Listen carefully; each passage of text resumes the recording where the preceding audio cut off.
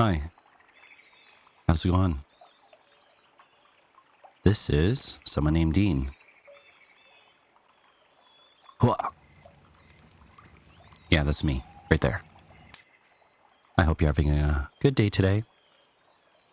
I'm doing well. It's been yet another busy week, and that's just life. Not a bad week, just a busy one. It's been about 6 days since I last played a video game. I guess we'll hop right into it. So I think last time we were having a lot of clues pointing us in the direction of Lake Pontchartrain. That's how you even pronounce it. Couple clues leading us to that way. To remind us of the specifics, let's take advantage of the game's mind map feature. We'll scroll over to our main character here, Kay, and look at all the factors that's currently pertaining to the story of Norco here. I think some of these characters are auxiliary, but maybe these main quadrants here of 4 probably the most important. And I like how you can see elements in the background changing. You can highlight Ditchman, who I'm pretty sure is Pawpaw, from Catherine's side of the story whenever we jump to a flashback. But anyways, got some elements that are glowing blue, so let's see what's updated. The Garretts.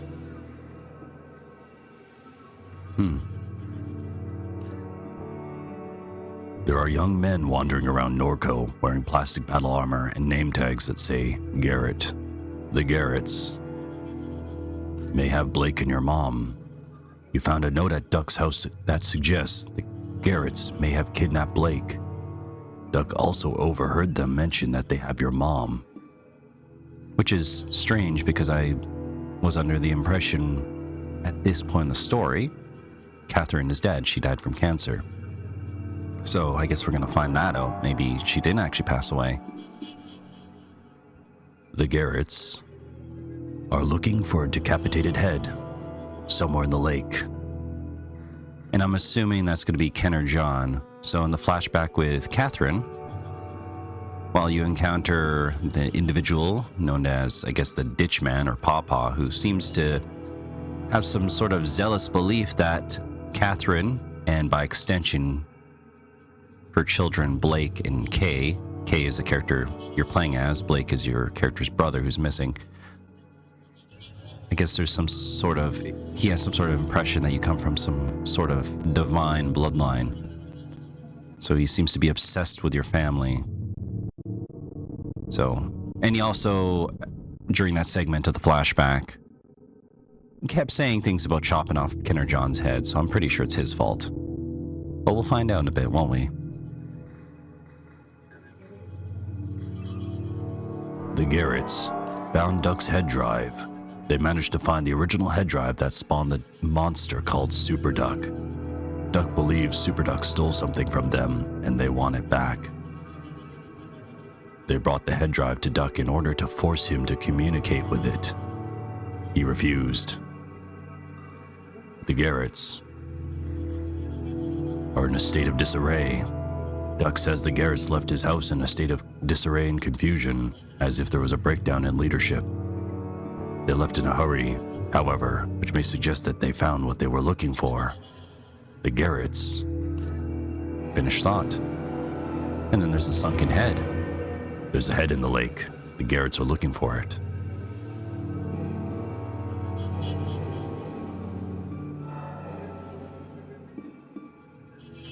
Yeah, you can kind of see how things are connected. So the sunken head are connected to the Garretts, which is connected to the client. Super Duck is a viral fork. Super Duck is a viral fork of Duck's consciousness created by the same neural versioning clinic that your mom visited before her death. The head drive that once hosted the version somehow escaped Duck's possession and spread like a network virus. It eventually manifested itself physically into what Duck describes as a monster. Yeah, so through the flashbacks, we've been seeing that it seems to be some sort of weird eldritch, like technology flesh entity that... It's weird. It's weird. Superduck contacted your mom. Your mom was conducting research for the monster known as Superduck shortly before her death. I think she needed money she needed money for her chemotherapy. It was putting her massively in debt. And for some reason, I don't really know how. I'm guessing it seems like both Duck and Catherine went to some versioning clinic where it seems like they kind of scan their memories and their thoughts and it gets uploaded to some sort of server where I guess I don't quite know the implications of that. I don't know if it's like, say, frictional games Soma, where it's just literally a scanned slate of your brain for you to kind of live on in some sort of virtual afterlife maybe, or maybe just to leave some sort of piece of yourself for your family. I mean, I have heard nowadays with AI, you can pay companies to go through your chat logs and make an AI script that emulates every nuance of what you do. So that way, if you miss someone and they're gone, you could leave behind some sort of AI that's mapped to yourself and emulates you, which is kind of interesting and also kind of weird. I don't know how I feel about that. But anyways, I wonder if something like that, maybe Catherine wanted to leave behind something for Kay and Blake, which it seems like we have. We uploaded it to our phone. We're in the future after all. Got robots and stuff, so who knows what the capacity is. I think it's like several hundred terabytes or something. Just casually on our cell phone, which I think was Catherine's cell phone, but anyways. And I'm gonna guess, yeah, he something iffy happened with this clinic. I guess for some reason, maybe Duck in particular, I don't know what's special about him, but I guess his head drive, his brain got scanned, and then somehow it spawned some sort of thing that suddenly had all this influence. It could hire people to ferry and relay and steal information and I guess give it to it. I don't know. It's just wacky. It's weird. Anyways, tangent aside. Okay, I think that kind of summarizes some elements of the game. So, I don't think we're quite necessarily instructed to come to this mausoleum, but I think it mentioned somewhere that your mom is buried off of some road, and I think this is it. Let's take a look. Oh, of course. You approach the church and try the door, but it's locked.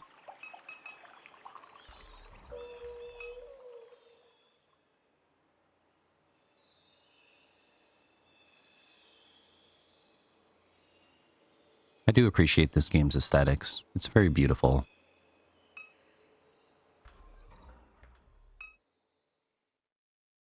Looks like it's been kind of busted up a bit.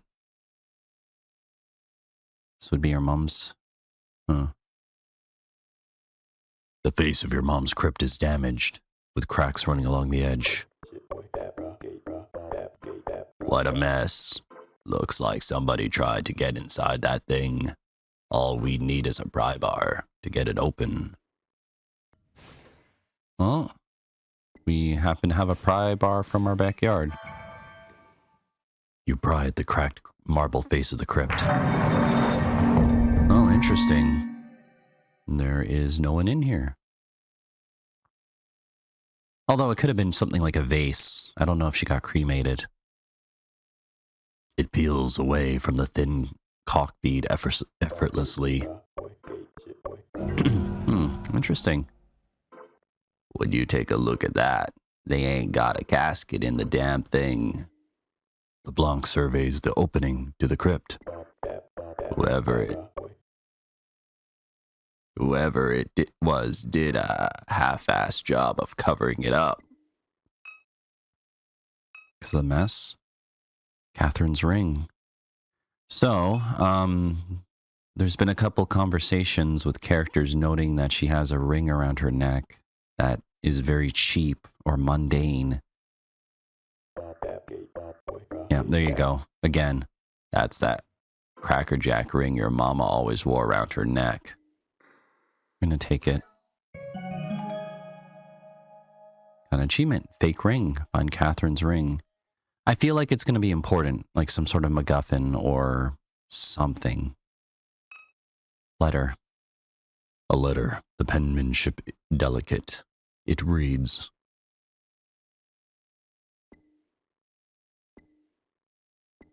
huh.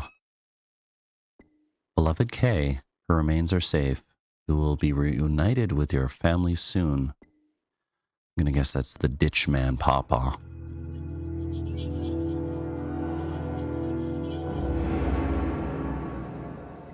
Right, here's the details about the ring.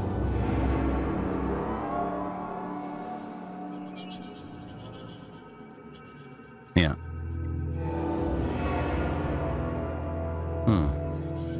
Your mom was exhumed. Her body was stolen from the Red Church Mausoleum.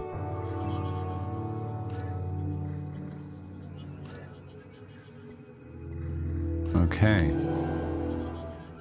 Huh. Yeah.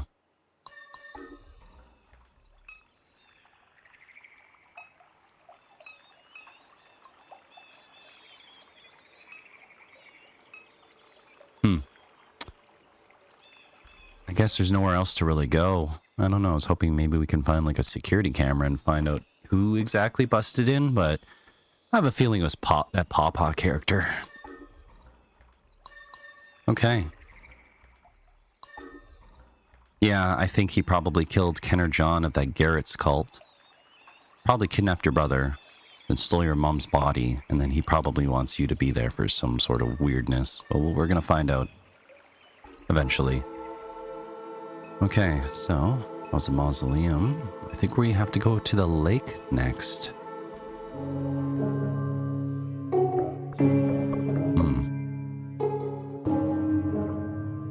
Just slow down, kid. Road's washed out up here.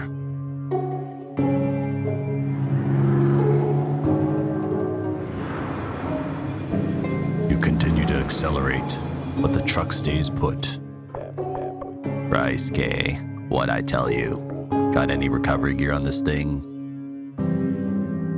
Crap. We're on foot now, I guess. Looks like there's a fishing camp just up the road. If we want to reach coordinates, we'll need a boat. Bet they got one we can borrow. Okay. Well, we're gonna need to do something about that.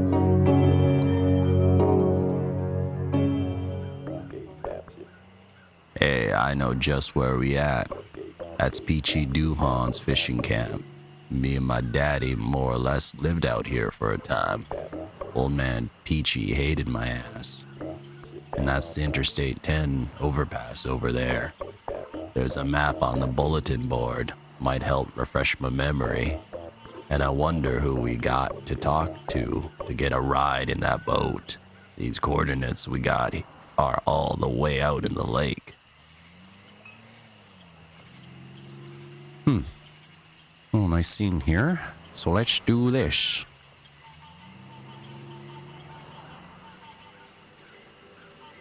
There we are. I believe we're on to episode... No. Episode 10, I think. So we're just going to do that. Cool. All right. So yeah, I hope you're having a good day today. I'm doing well. It's a Sunday for me. I work tomorrow. And it's been a very, very busy week. Which I can quickly summarize. Why not? Tuesday was an okay day. Kinda just busy wrapping up a trailer with a very unique customer request of an automated tarp for the covering, or load covering, I guess you can call it. So that took a while to troubleshoot and figure out and make sure that, of course, you know, it works for our trailer as well as fulfills the warranty of the third-party parts.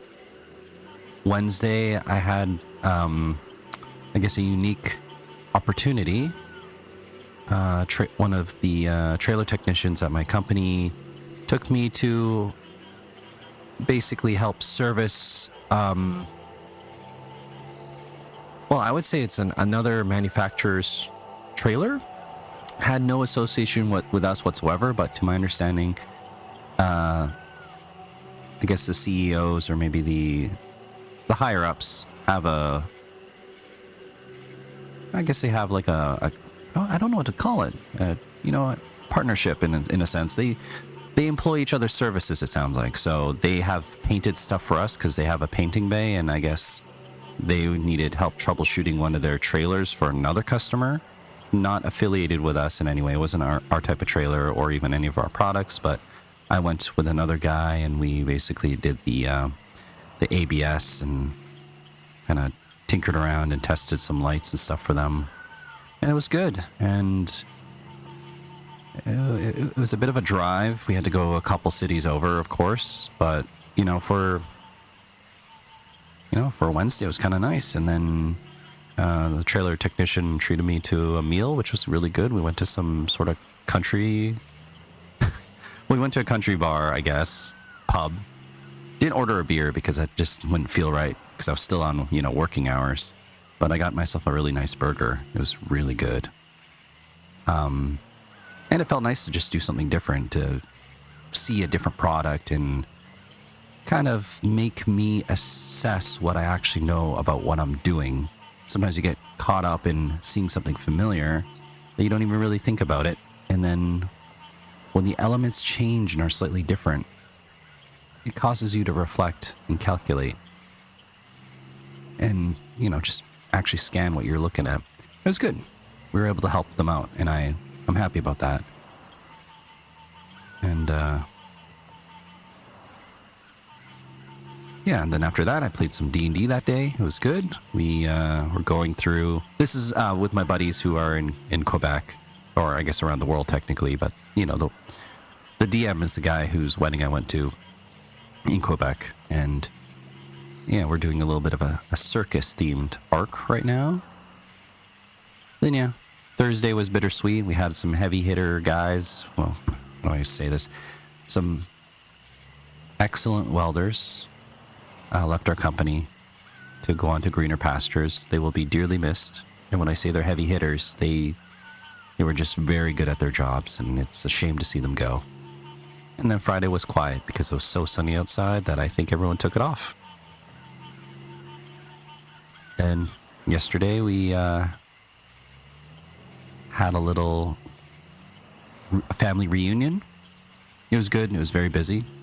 And then later today we're going to be visiting my wife's mom and announcing the news that she's pregnant. We haven't had a chance to see her because we have so many families to visit that it's just impossible to keep up with everyone and find time with everyone's schedules, and the fact that we have so many different family units, it's just hard to keep up with everyone. Okay, anyways, I'm done. There you go. That's my update.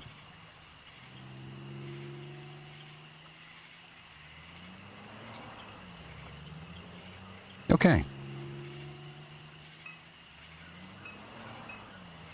So I guess we can kind of look at some things here. Let's take a look at the notice board. I see. Let me take a look at this map right quick so I can get my bearings. The detective inspects the map pinned to the bulletin board, tracing his fingers along the bayous. Yeah, alright. I remember this whole stretch from when I was a kid. They call this area La Branche.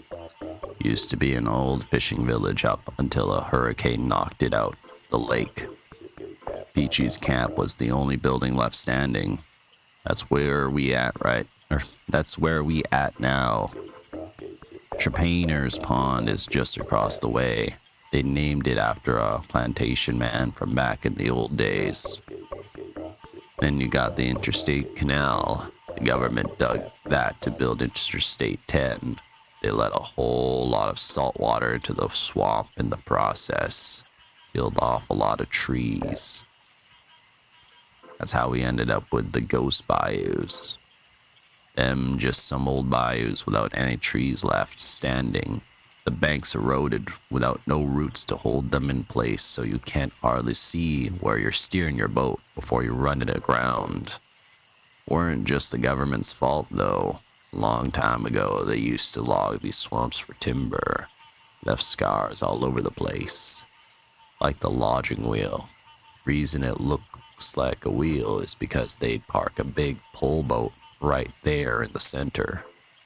Then them guys would start chopping the trees down, going out in one direction, then another, like the spokes of a wheel.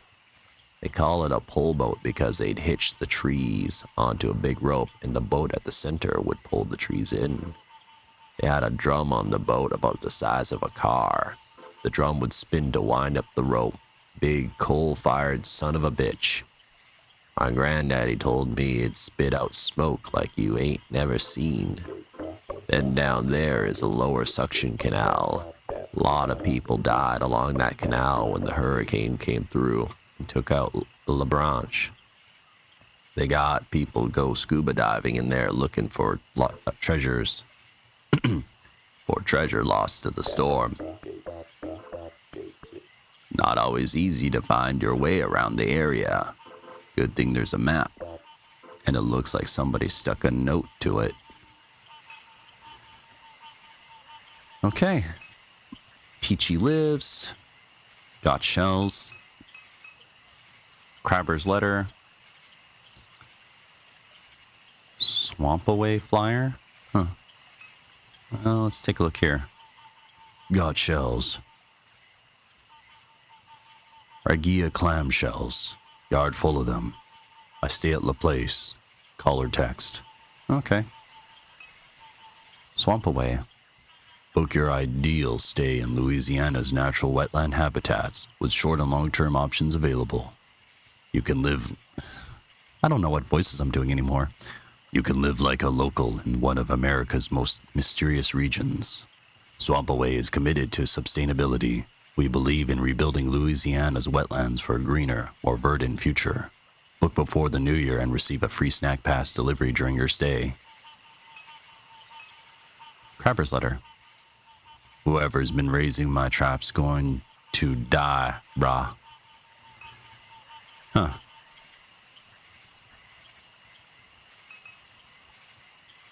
Last weekend when we went out for that family vacation that I probably mentioned at some point to that resort, which was nice. It was a good time. We stopped by a pier and there was a guy catching crabs, and it was an interesting setup he had going on. He just had some strings. Mind you, they must have been pretty strong, but he would just kind of... It was attached to, I guess, like a kind of like a Venus flytrap looking, like metal trap, and he just spin on the rope and huck it really far into the water, and then bait would just be like rotting fish heads, and yeah, he pulled it in and showed us a pretty big crab, but apparently it wasn't big enough, so he sent it back. But it was just kind of fascinating to see how it's done. Excuse me. Well, Garrett letter. A name tag pinned to a hand-scrawled letter to the board. Yo, Garrett.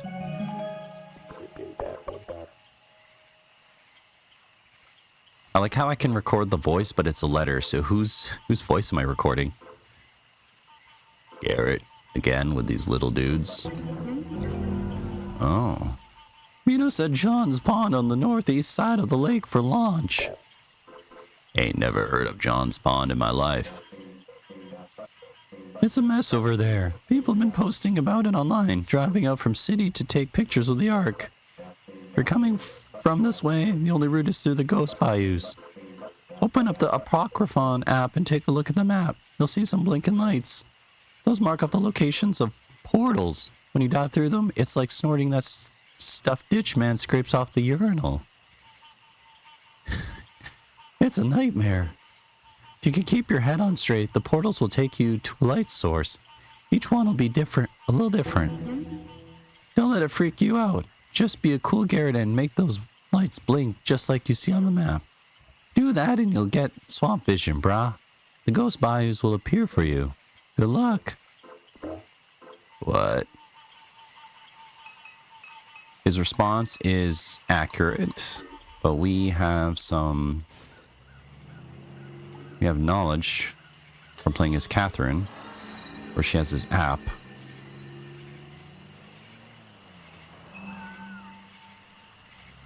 Oh yeah, I wanted to look. So when you're playing as Catherine,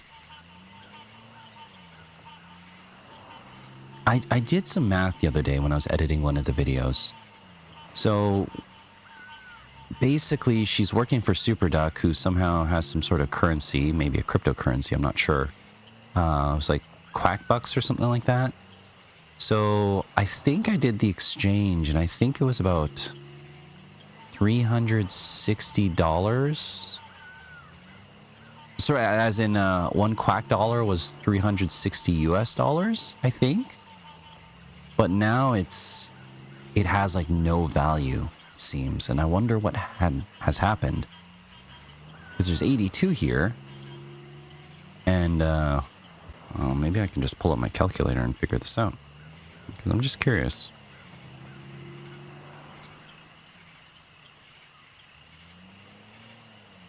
So under the old exchange rate, it should have been 29,000 at least, right here.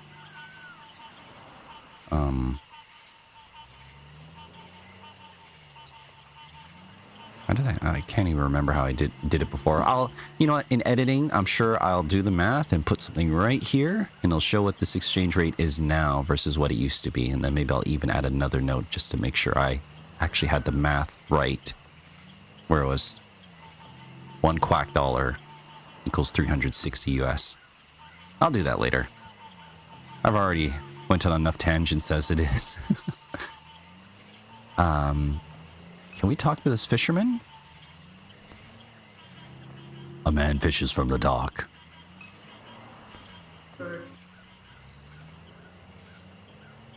Evening.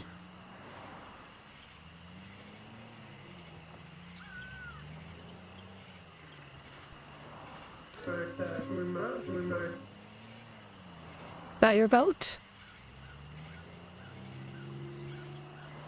Not mine. I believe that boat belongs to the camp. So they got the key inside one of them units? I suppose they do. Let's go pay them units a visit, Kay. See if we can get a key from one of them.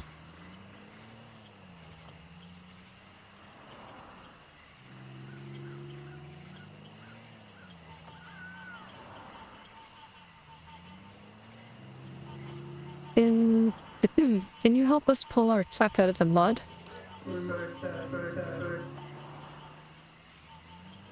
You were racing down the levee, weren't you? She was hitting every washout she saw. I wish I could help.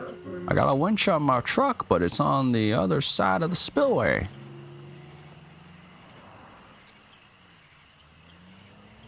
You know, Peachy? You know Peachy Duhan, the old man who owns that camp? Sure, I knew Peachy. What you mean, new Peachy? You ain't seen about it on the news? Peachy's been dead a long time. Maybe 10 years. Come on. Yeah, Peachy been dead, and he took several others with him. The man finally cracked. Yeah, figured it might end like that for him. He was a bad dude. He say anything about me before he died? Brett LeBlanc? What? Anything bad about me? I don't think you understand what happened here. Peachy locked himself in that camp with 3 hostages and a pile of ammunition and refused to leave. Wasn't 'cause he was mad at me, though.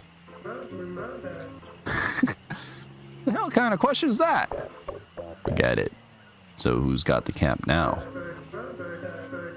His grandson split the place into units and turned them into vacation rentals. All kinds of people pass in and out now.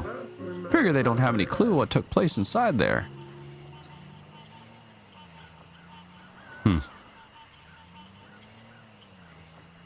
You know anything about that note on the bulletin board? The one with the name tag on it? All I know is these boys been coming by taking pictures of that map with their phone. There are always interesting types passing through since they turned Peachy's place into vacation rentals. But these fellows are a different type entirely.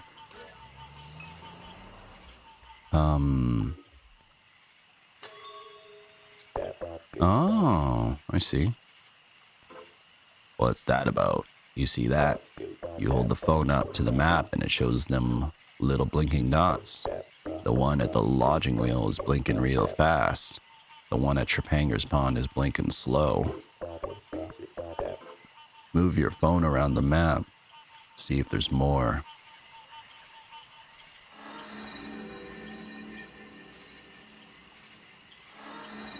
So one here, one there, and okay. I guess we are going to have to probably get a boat, navigate these places, I bet. Let's see what we got. Spillway. Looks like we can do nothing here. Not yet, anyways. Probably have to fix that later. Camp Unit A and B. Let's go to Camp Unit A.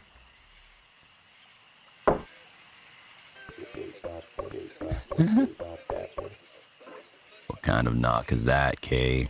You're not going to get nobody's attention knocking like that. You gotta get wacky with it. Knock fast. Can't believe Blue's child knocks like that. That's hardly even a knock. You gotta knock faster than that. I'm just amused the game has a knocking minigame.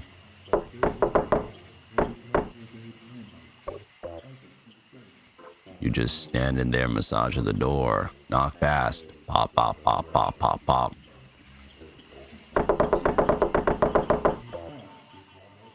Open up.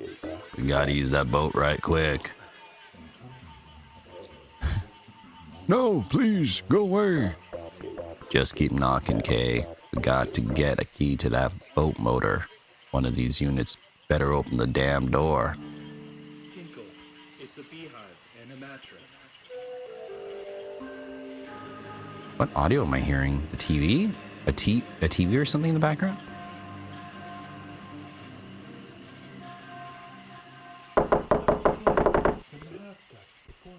This is an emergency.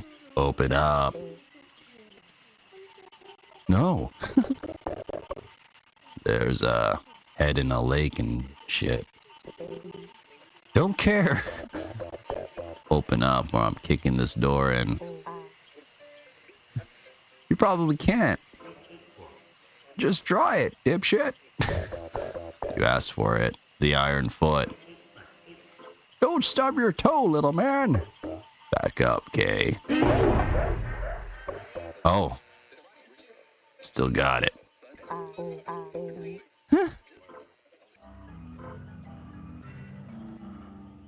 Interesting.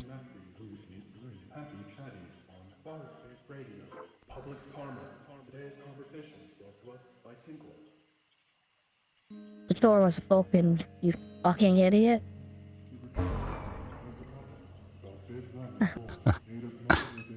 Interesting.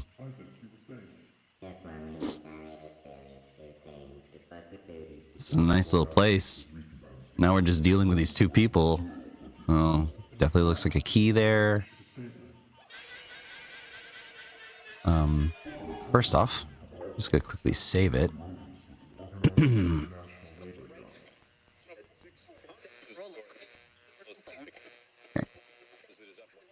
And I'm just gonna be right back. Just want to see how the family's doing upstairs. Just gonna check on the kiddo. Be right back. Okay. And we are back? Yeah, looks like it.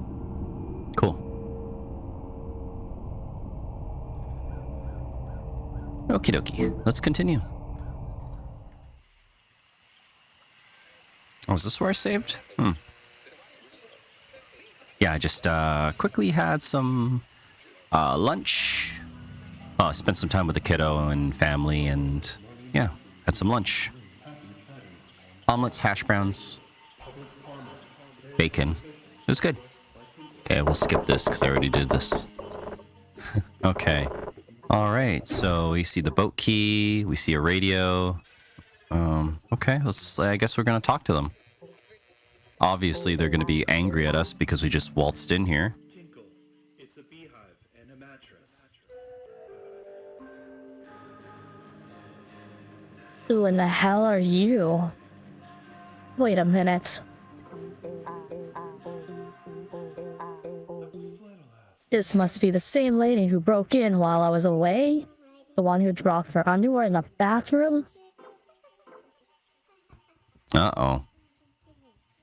Huh. Oh, yeah. Yeah, babe. It must be. So are you? Are you the burglar from the other night?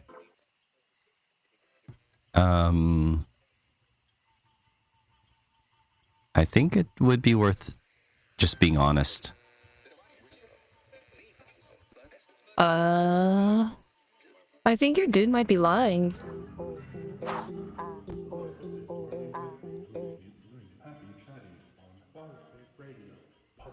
Uh-oh.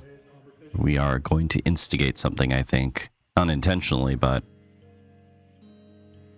You think I'm going to believe you? Someone who just broke into my EB over the word of my longtime partner? Yeah, real. You should ask the fisherman if any of his stuff has gone missing. No. Oh? I mean, there's no need to alarm him. I guess you're right. Tinkle. It's a beehive and a mattress. Interesting. We have the option to use voice memo, so we're probably in a situation where we need to get some compromising evidence. That was Flannelass and the Halfstats before. We need the boat key, please.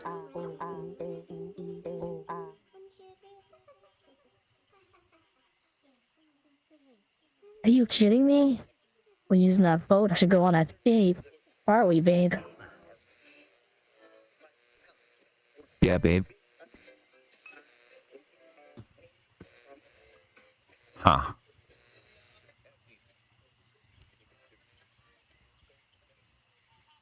Kind of just awkward that they're just staring at us.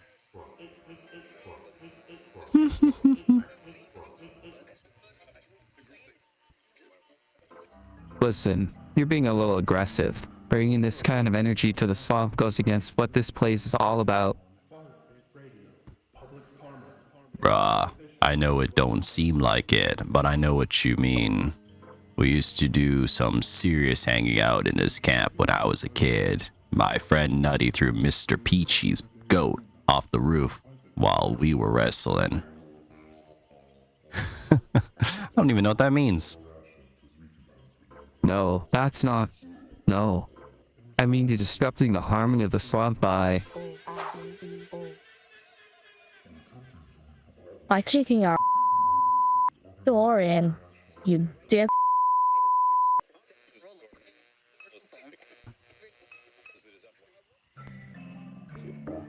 That's gotta be the key we need. And a mattress. Hey, I was just curious if we could just yoink it. You are not taking that key. We're going to watch sunset later. And the Halfstats performing new song. Yeah, babe. You promised. That's right, babe. Yeah, I guess that's one way to stand your ground, but honestly, I think I'd just be more agitated that someone's just waltzed in our place. Or their place, you know? That's also just a good defense. To be like, hey, get out of my place. Well, let's check Camp Unit B. No window this time, just a little peephole.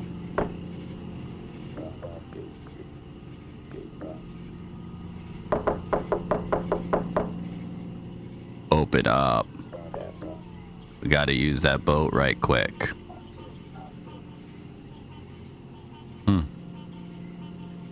Boat came with the rental. It's ours. Bruh. Let me just lay it out for you. This little highway rat right here is looking for a brother. You got me? We think he might be out there in the swamp.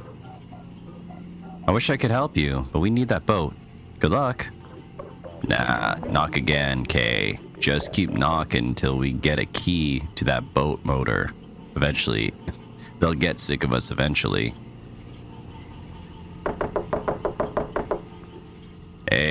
Hey man. Lord help me. If you need the boat so much, why ain't you using it? That isn't any of your business. We're trying to save lives here, brah. As are we. Huh. Save lives how? I mean, everyone who we've bothered so far is in the right to deny us any boat usage. Because we're just trying to barge in. They don't know us. We could be just trying to steal this boat, but we'll find a way. We'll find a way to get a boat. Through research, which this conversation is preventing me from conducting, so please leave. Good night. Knock again. Just keep on knocking. I can do this all night.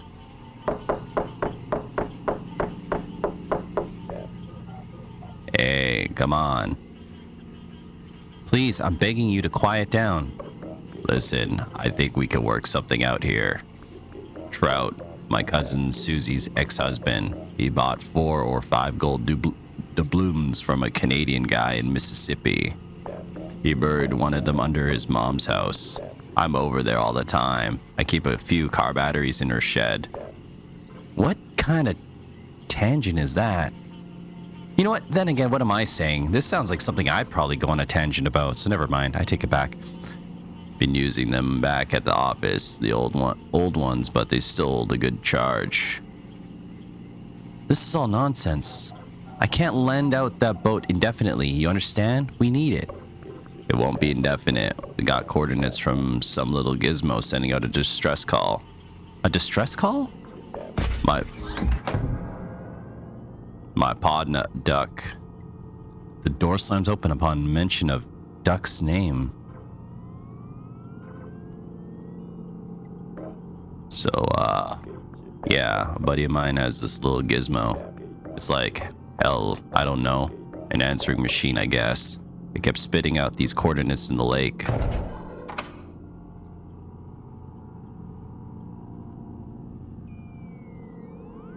Spooky. What did it say? Said it got a stressed out node, bruh. Something getting stressed out in the lake. Oh, got a couple people in here.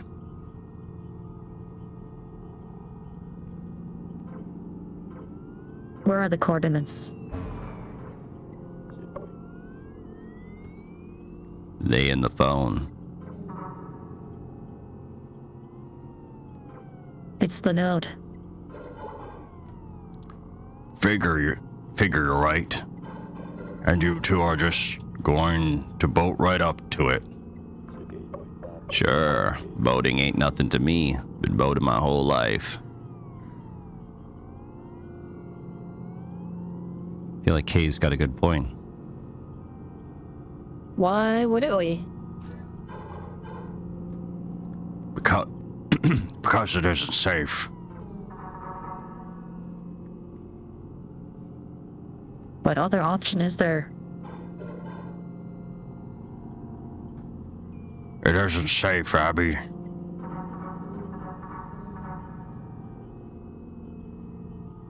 Are you familiar with the network that some call Super Duck?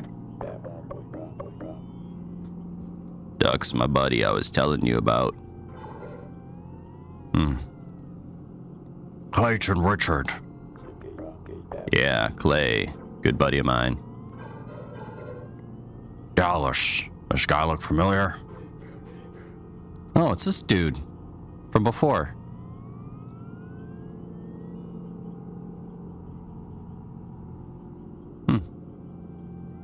I never said I knew the source.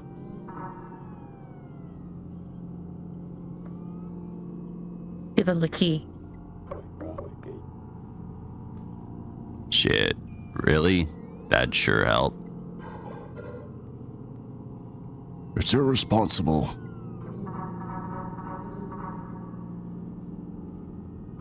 If we give you the key, you must do something for us. Happy to help. What you need? Take this. The woman passes you a small handheld device. Hold it before the node. Press the little button. Think we can manage that? And return it to us. That's it. That's it. Dallas? Yeah. The boat key. Give it to them.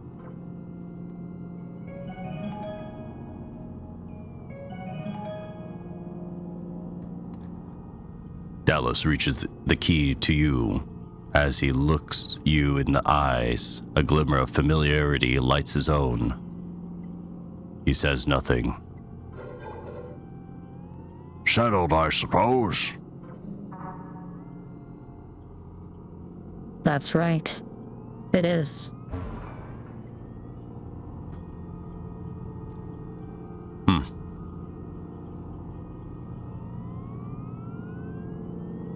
Interesting place you got here.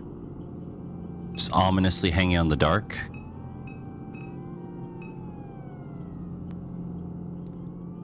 A man in a trench coat and elaborate bolo tie stares down at the carpet. What's up?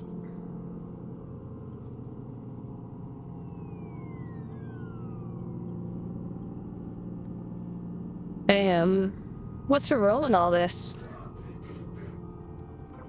I don't feel like getting into it. Been running jobs for Super for years. That's all. That's why Dr. Moore pulled me into this.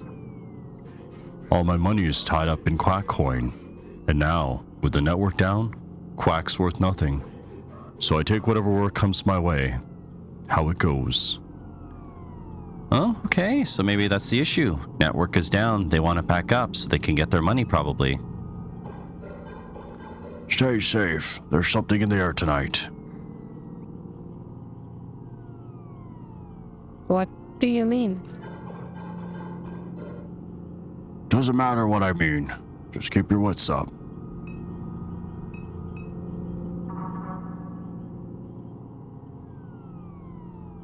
Yes. What is it? Did you get me my reading?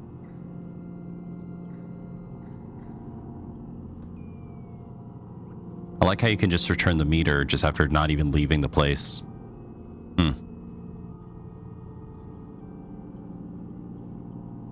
What's all this about?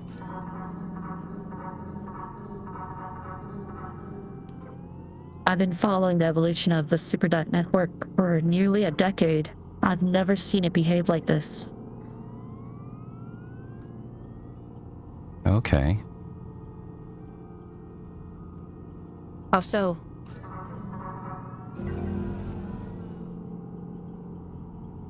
We believe that it's dying. Communication across the region has been scrambled and erratic. Birds are dropping from the sky en masse. It's even affecting the local wetland habitats. I have reason to suspect that an old colleague of mine died prematurely due to exposure to one of these nodes. Interesting. I wonder if her colleague was Catherine. We're gonna find out. Who was your colleague? Why would that be relevant to you? Well, at least now we know his name. Peter, please. She was pushed out of the academy many years ago for transcript fraud. And plagiarism and harassment.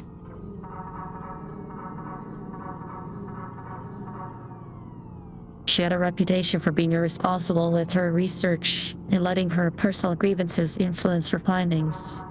I once co-authored a paper with her on the fence line community of dimes. Her vendetta against S.H.I.E.L.D. and other commercial interests in the region alarmed me at first. But in the end, I think her motives were laudable, and believe S.H.I.E.L.D. is ultimately to blame for her death. But I also suspect that SuperDuck played a role. Her cancer was in remission the night that she was exposed to the Fat City node.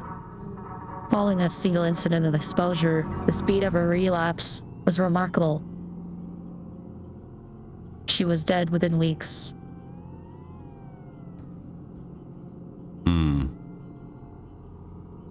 He was exposed to it too, right?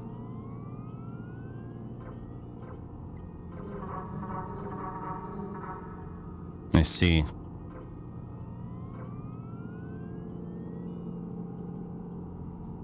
I'm sorry, Dallas, but this is a reality you must come to grips with.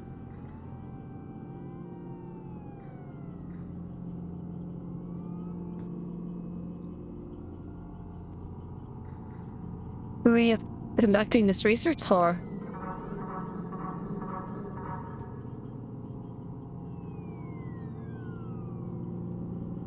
My research is funded through a private donor. There's no need to get into that. I've been studying these wetlands my entire life. Private donor also could be getting the network back online so they get their cash. Images cycle across the screen. Cypress. Right, that word. Cypress trees, marsh grass, piers, and other details from locations scattered around the lake. So just like that, we got a key.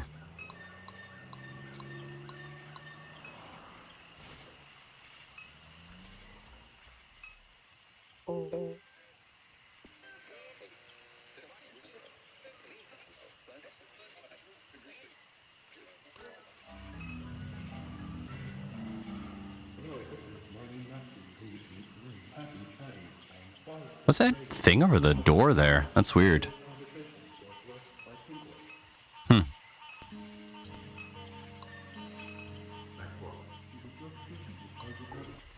Well, we have the option to use voice memos for some reason. But... oh. Looks like we can talk to the fisherman and maybe we can record something he says. But first off, let us clear up some space.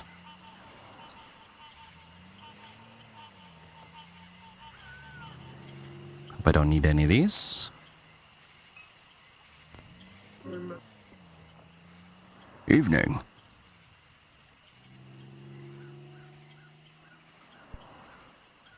What do you know about that couple in Unit A? Well, I don't like to gossip, but... oh. That fellow that's been staying in Unit A, he had a new lady coming by nearly every night of the week. Up until the latest one showed up, that is. Can't imagine what she'd say if she heard that. Oh, thank you. Well, I don't know why we need 2 boat keys.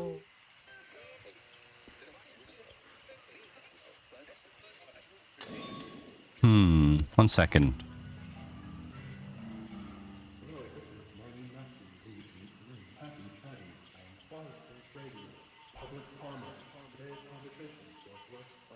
Oh. Did not save? I like how ... is 0 megabytes. Oh. Can you repeat that? Oh, already recorded? Really? Why don't I see it?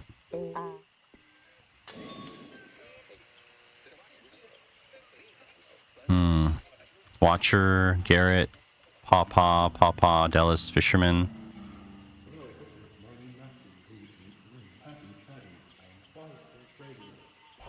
Oh, here we go. I just assumed it would be at the bottom. Strange.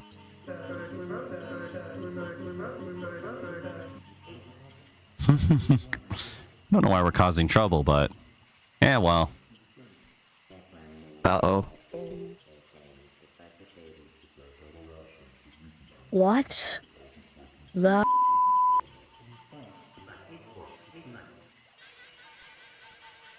Babe, let's go take that boat ride. I knew it. I knew it. You said you wanted to open things up. You said that. I said, put a ring on it, you slimy sack.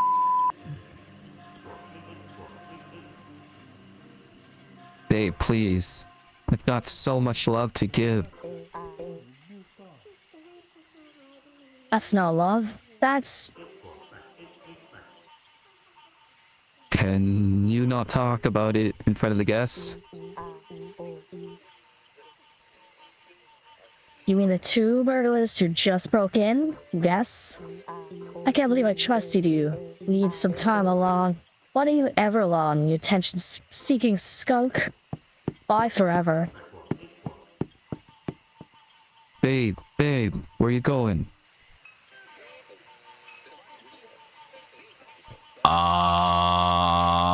There's a baby here. Yikes. Oh, hey kid. Didn't know you were there. Sorry about the door and all that. Okay, let's go. I don't like the way this thing's looking at me. I don't like the fact we're leaving a baby by themselves here.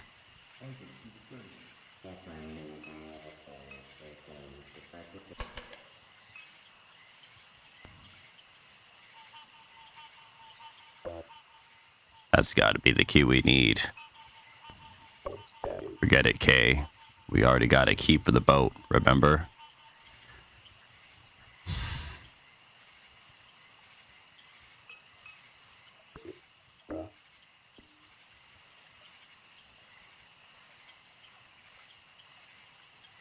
Well...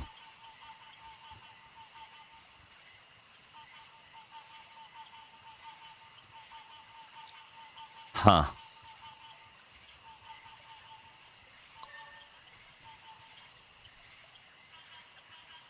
I really don't like the concept of leaving a child by themselves. I know it's a video game.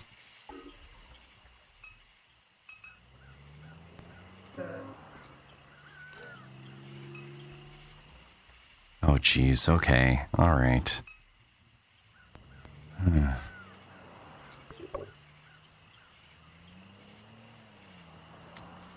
Sorry, I'm shaking my head.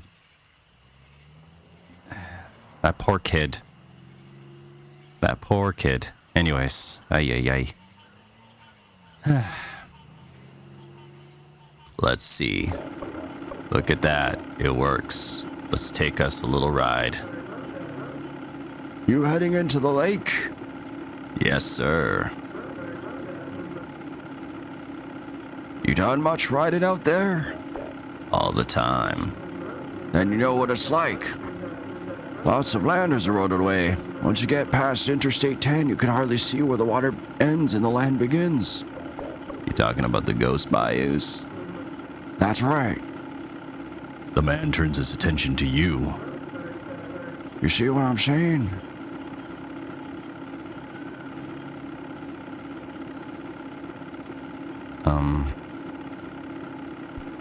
Yeah, you're saying the land is eroded, so it looks like open water. That's right. Once you pass beneath the interstate bridge out there, it's hard to tell the eroded land where all the dead trees fell from open water. You might run your prop over submerged cypress trees, might even get yourself stuck. Then how are we supposed to get through? The strange boys with the name tags that have been coming around lately, they seem to get through the Ghost Bayous just fine. I was looking at that map. Maybe they know something we don't. And one more thing. You got a sonar tracker on your phone? Keep it handy. All kinds of stuff is hidden in this lake. Don't be shy about jumping in the water. You'll see some weird things down there, but it's just a trick of the light. Nah, they got ghosts in the water. Nonsense. Don't pay that any mind. Been swimming these bayous all my life. Get an alert from the sonar, dive in and see what it's about. You ready?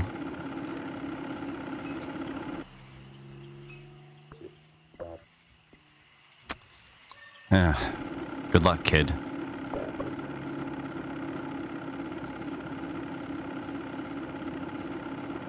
Let's go.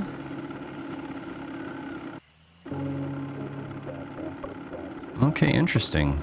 This is kind of similar to that weird theatrical play that Catherine saw during one of those flashbacks. All right, Kay, time to put out her detective hats. You got your phone, Andy? Let's take a look at the GPS. There were 2 sets of coordinates at Duck's place. Whoops. We found scribbled on a letter, same letter that mentions your brother. Said they was heading or searching for a head. Now, I don't think that's your brother's head. That ain't what I'm saying, but I got a hunch that all this is connected. The coordinates for that are on the northwest side of the lake. Might be worth checking out. The other came from that app on your phone. It was putting out some kind of distress signal. Looks like that one's coming from Eagle's Pond. Both sets of coordinates are past the Ghost Bayous. We want to get there. We got to figure out how to get through the Ghost Bayous first. You got that? Now you do the driving. I'm going to loosen my tie and relax.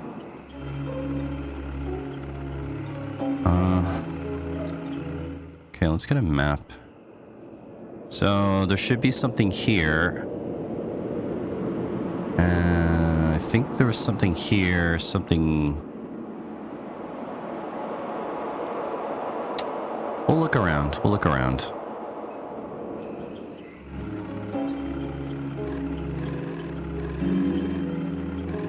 Oh, okay.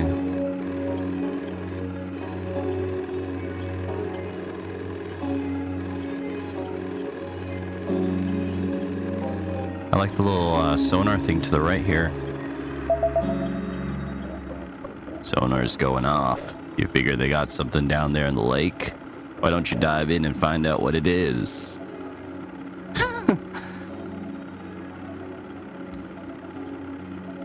Why don't you?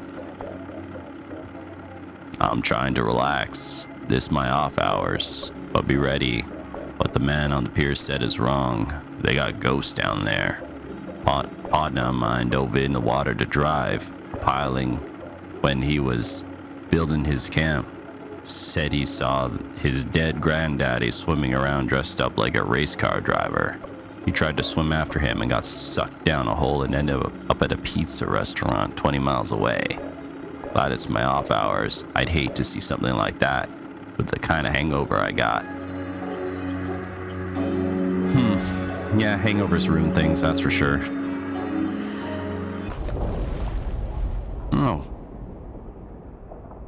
Perfect for a jump scare. You crash through the shallow depths of the lake as the swamp spins around you. You try desperately to regain a sense of direction, thrashing further from the water's surface. You sink deeper into the bayou in this way until at last you emerge on the other side of the water, where you find a near-perfect mirror of the world you left behind. The contours of the galaxy are alight in the sky above you. You've never seen so many stars. A man sits beside a kerosene lamp in the dirt of a palmetto grove along the bank. He rises to take a closer look at you.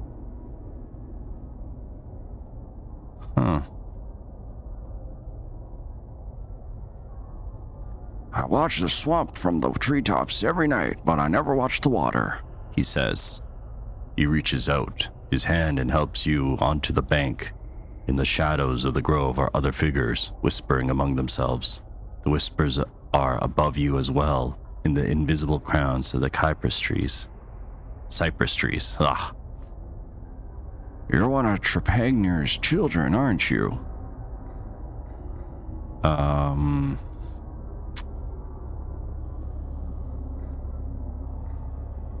Who?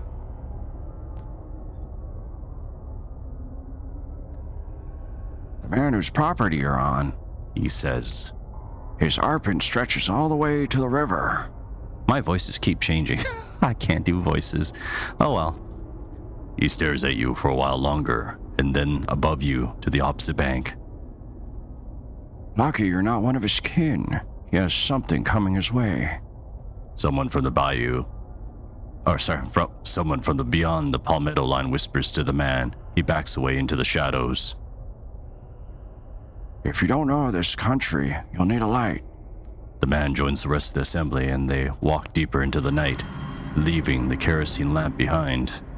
The light is solid, unchanging. Turn up. The light pulses slowly, regularly, rhythmically. Huh.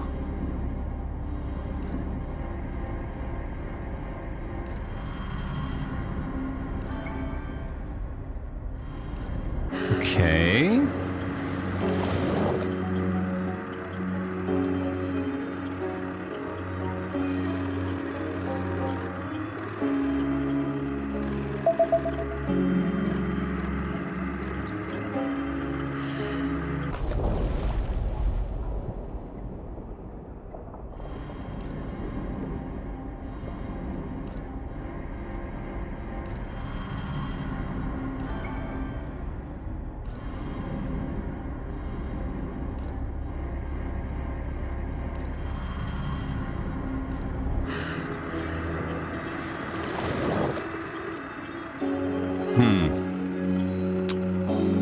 Okay, well...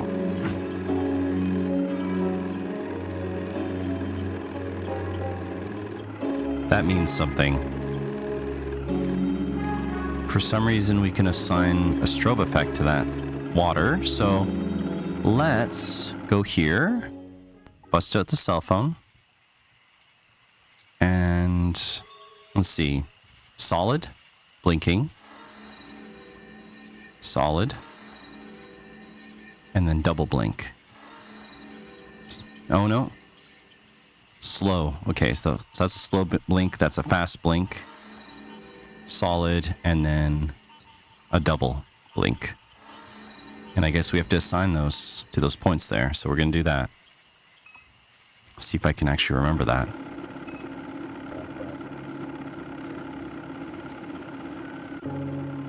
Okay. So that's slowly blinking. Nope, I made that solid. I don't know what a lamp has to do with things, but I guess maybe no matter what point we would have reached, we would have found someone who is going to help us and give us a kerosene lamp that for some reason can do this. Okay, so dive in the water.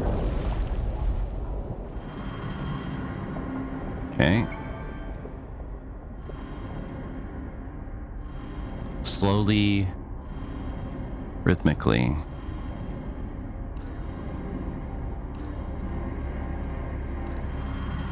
Okay, so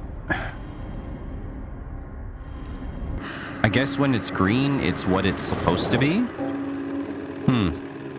Yep, that's correct.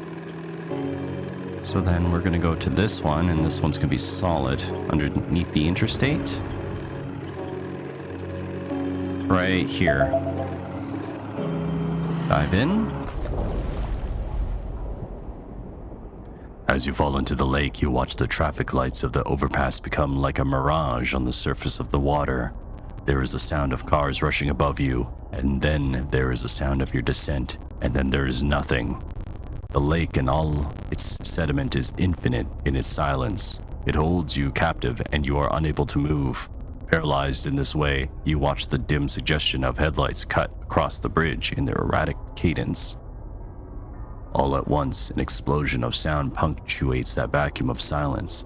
For the smallest moment, the silence returns before a truck crashes into the water, sending a shockwave that releases you from the water's grip. The truck is sinking quickly, unnaturally, as if being pulled magnetically from below. You swim down to the vehicle. The headlights kill as you approach. The cab light flickers on. Blake sits in the passenger seat with a familiar look of distress. The driver's seat is empty. He sees you and begins to bang on the window. The cab fills quickly, cutting the lights. You pull open the door and swim into the cab as the pressure equalizes. You feel around desperately, your lungs screaming. The cab light awakens again to reveal an empty vehicle. Blake is nowhere. The light pulses slowly, regularly, rhythmically.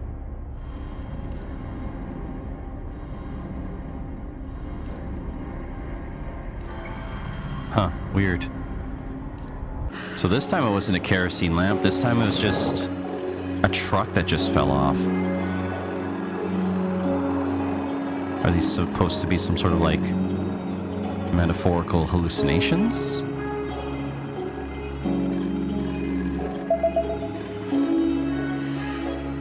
Huh. You dive into the wreckage of an old fishing village. Wooden pilings are shadows against the dim light of the evening. The pilings are driven deep into the slit, where planks and bottles and crab traps and stray pieces of tarp have coagulated into something whole. Swim towards the trash, I guess. You swim to the lake bottom and float beside this accretion of debris. A stray window rests among the trash, slightly opened. You have to be probably a very careful swimmer or brave to be able to just swim like this through garbage and stuff without getting worried about getting caught. Swim through the window.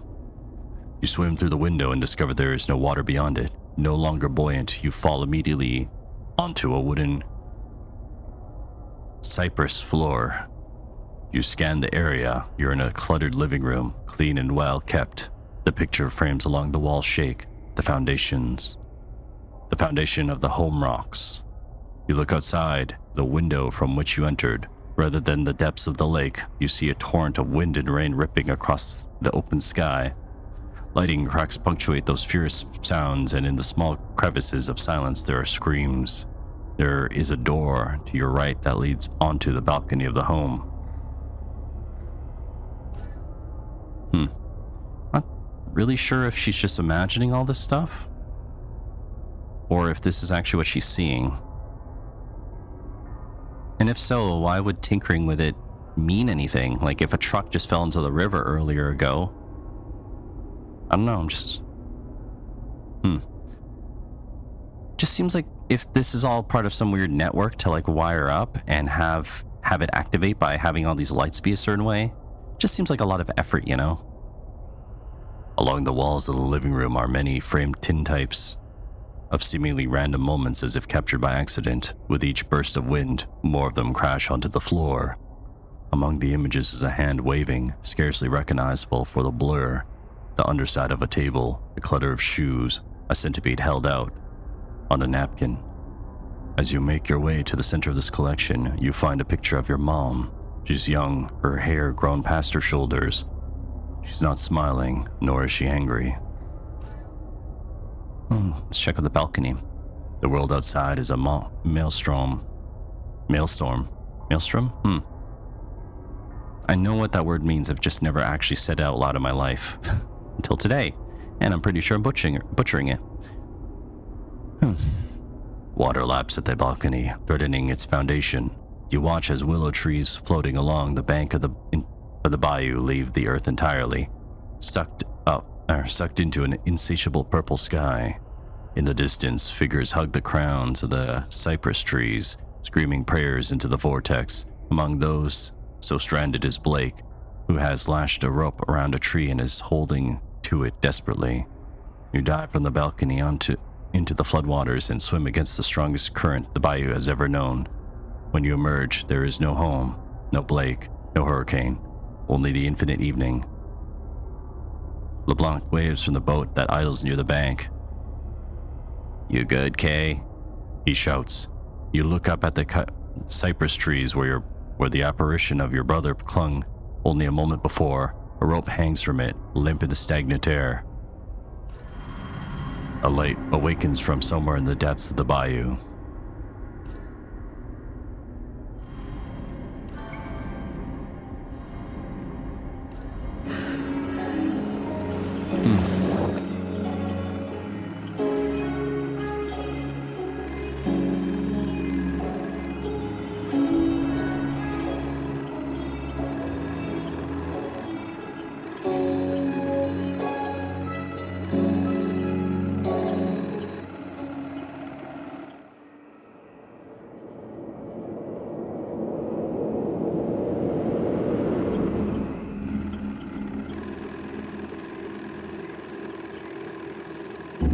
Oh, interesting.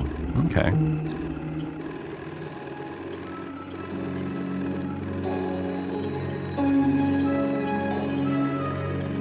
I'm just kind of absorbing the atmosphere of the game. This is a little fascinating and weird, but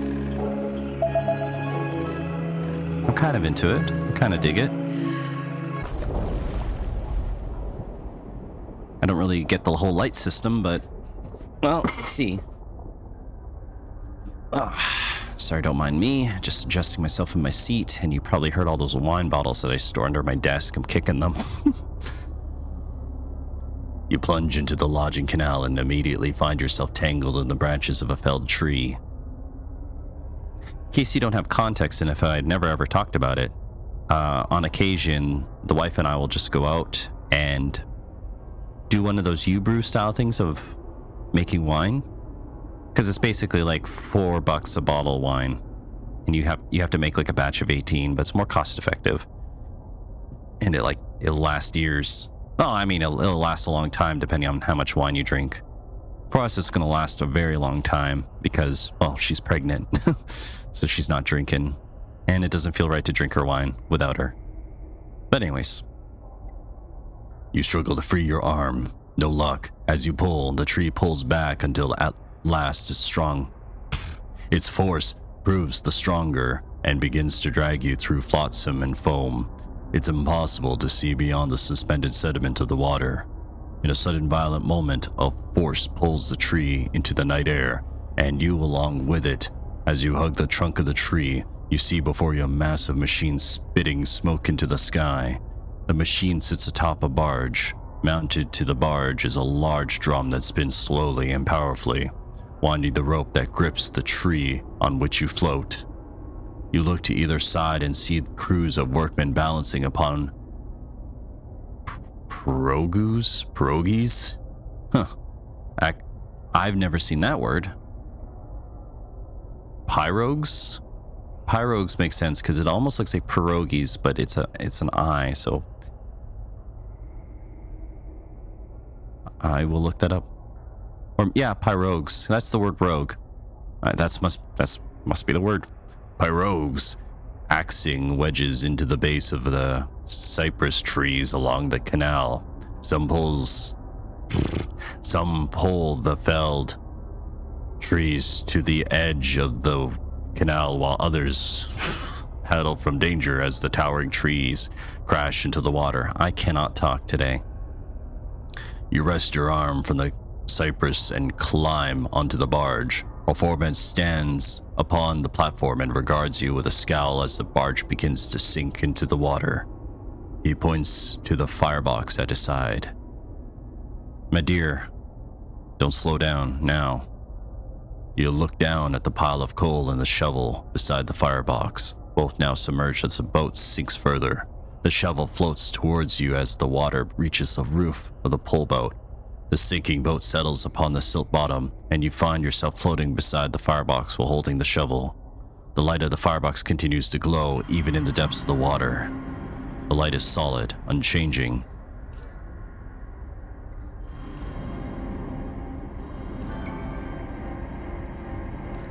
Okay. Huh. Interesting.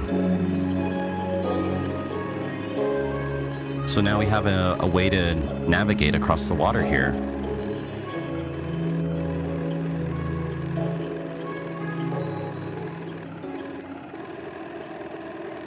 And these are the ghost bayous. It's been revealed to us.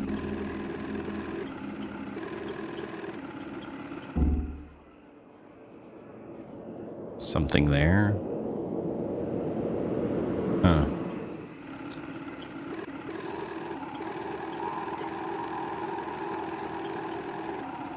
Ouch. I don't think our boat has health this time.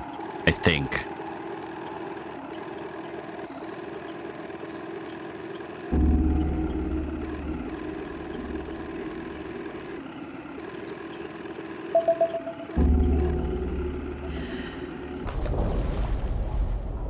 You plunge into the water.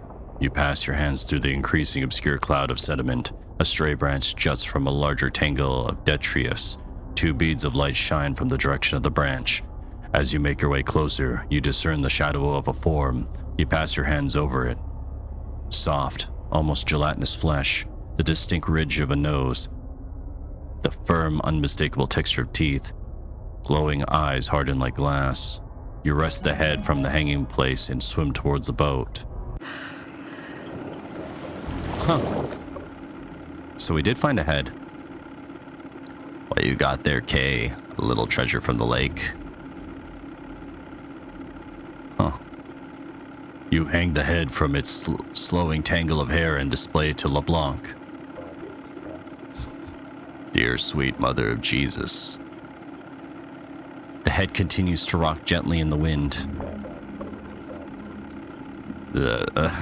That's great, kid. Just put it down. What's with them eyes? LeBlanc taps his fingernails on one of the eyes. Them eyes ain't human. He presses his thumbs into the head and the two glass-like orbs slip easily from the eye socket. The head is entirely without eyes. Weird.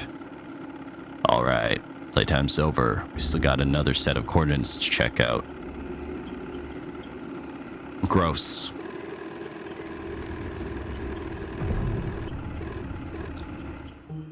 I'm gonna assume that's John Kenner's head. But you know what? I don't know, actually. We're gonna find out, though.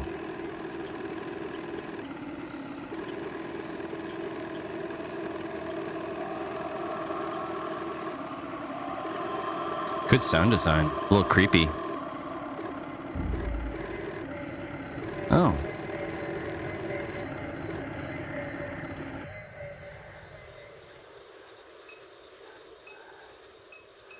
Oh, okay.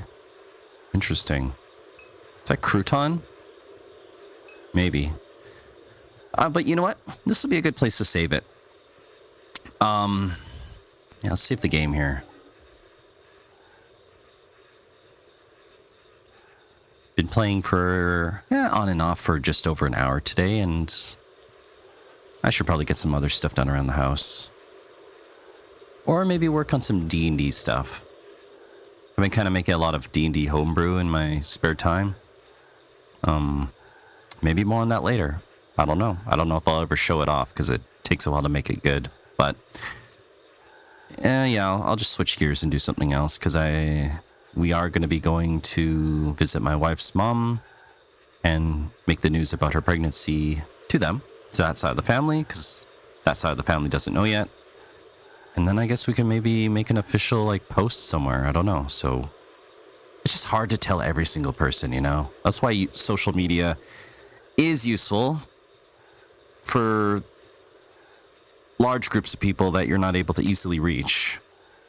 But, it's good to just also share important news and good news in person.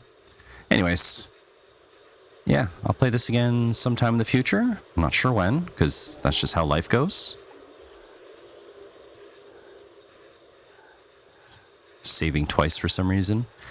And yeah, okay. All right, you have yourself a fantastic day.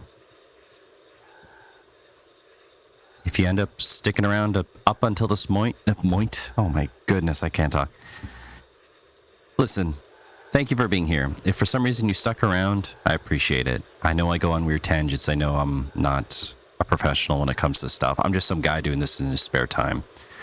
And my stories are just stories. They're not anything amazing or great or memorable. They're not like other YouTubers. I'm just a guy living his life, and sometimes I just talk about it. But I appreciate you regardless of my mundaneness. And yeah, thanks for being here.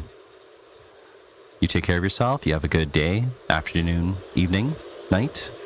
And yeah, I'll catch you later.